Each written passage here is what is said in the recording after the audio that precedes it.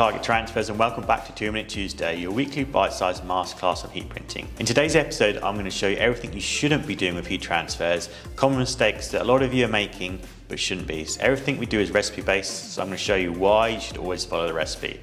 Let's start the clock. So I'm going to give it a pre-press as normal, proper test conditions.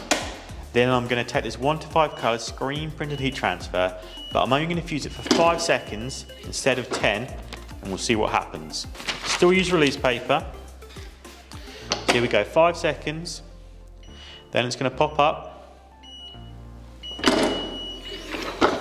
I'll even let it go cold as normal, and then we'll see what happens. So this is what happens when you only fuse a heat transfer for half the recommended time. Can you see there? Transfer has not gone on properly, and you're taking some of the detail back with the release paper. That's why you should always follow it for 10 seconds.